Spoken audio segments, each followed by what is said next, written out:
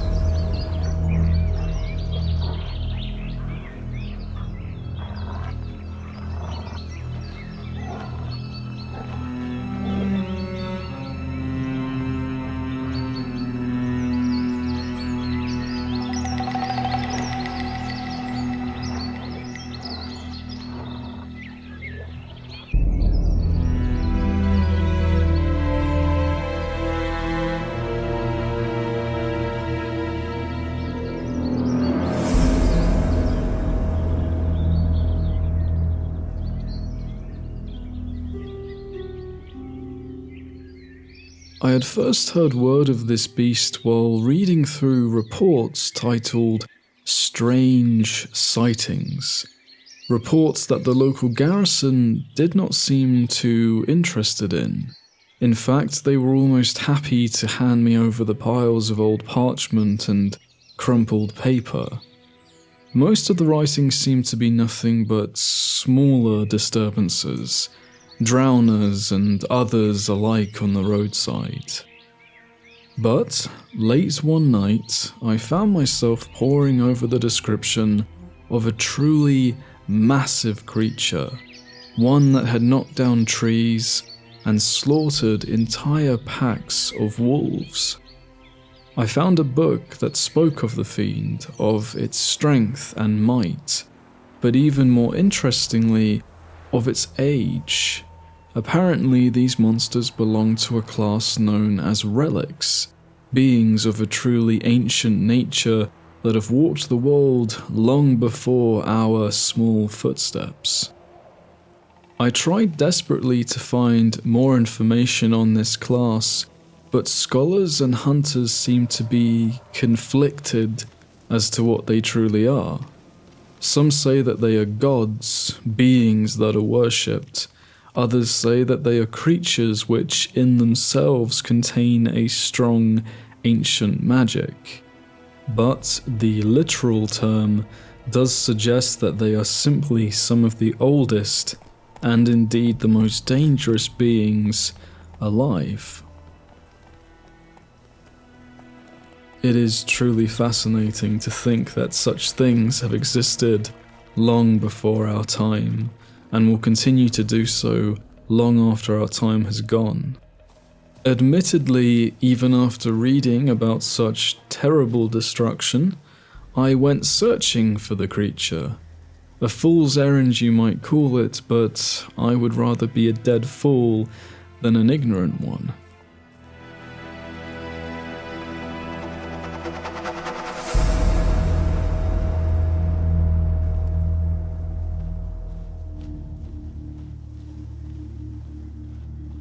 I followed the report that had led me to this discovery, and I found myself in the dense woodlands of Velen.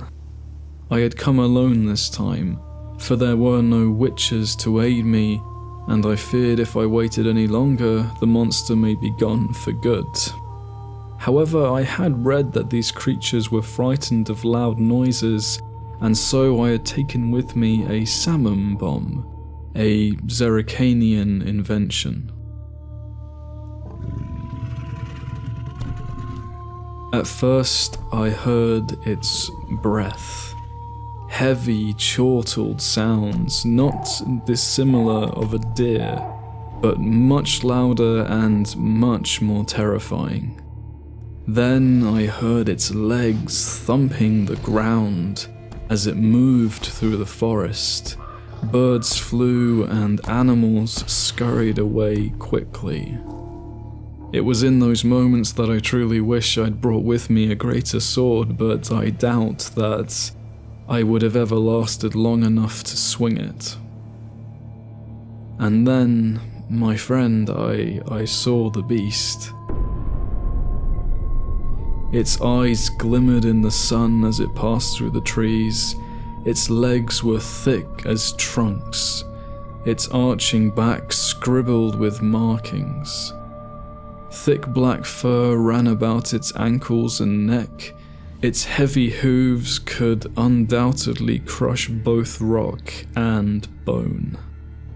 From its head rose long, sharp antlers, so great in size that as he wandered, they brushed the treetops.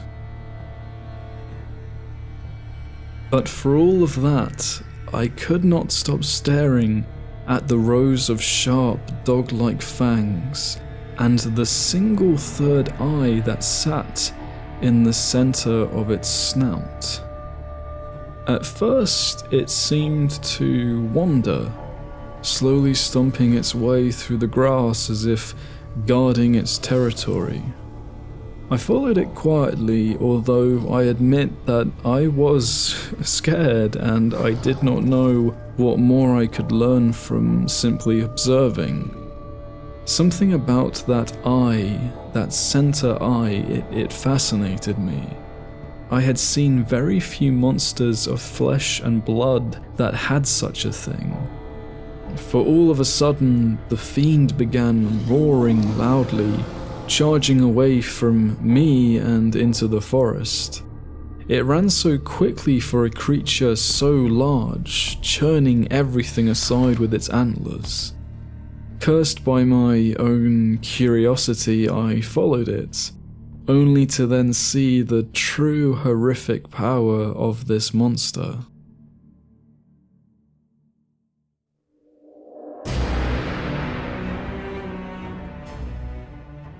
A group of soldiers had obviously been tasked to investigate the report, but I imagine they thought it nothing more than the rambling of some frightened peasant, for they marched and stumbled through the forest so loudly that even I could hear them from afar. This disturbance undoubtedly angered the Fiend. By the time I caught up to the monster, it had already laid waste to 3 of the men, their bodies bashed and broken on the ground. 2 men still fought back while another fled, and it was then that I saw the use of the Fiend's third eye. It opened, and with a flash, the 2 soldiers seemed blinded, almost dumbed into an idle state. I now concluded that this eye is used as a way to hypnotize its prey into becoming docile, to trick them and dull their senses. And tricked these soldiers were, for they did not raise their weapons nor try to flee. I quickly lit the bomb I had brought with me, heaving it at the 3 of them and hoping it would at least confuse the beast long enough for them to escape. With a loud bang and another flash, the creature roared and backed down, stumbling away as the soldiers gathered their wits and left the forest running in all their clanky armor. I also took my leave quickly from the woodlands and back to the safety of a warm fire.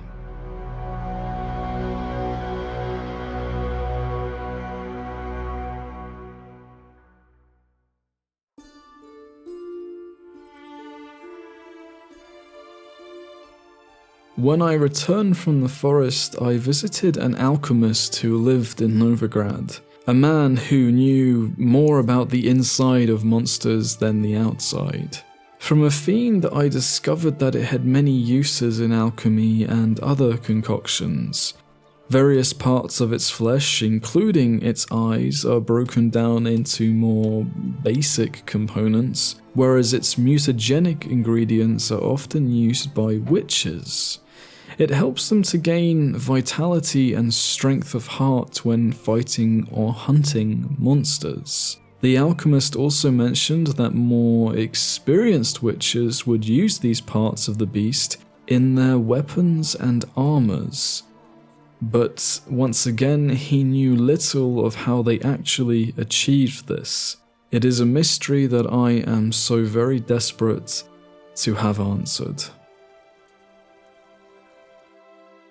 I had not expected to see this beast so closely, and knowing that it still lingers somewhere out in those woods troubles me deeply. Maybe I will have to gather some coin to hire a witcher worthy of taking on such a contract. But to summarize, if you add this information to your collection, the Fiend is a massive beast. It is fast, it is dangerous, and its eye opens the door to a very terrible death. I sincerely hope that you do not ever encounter this beast yourself, or that if you do, a witch's blade is ready by your side. I thank you for taking your time to read this letter. I hope it finds you soon, and as always, I wish you the very best, my friend. Safe travels.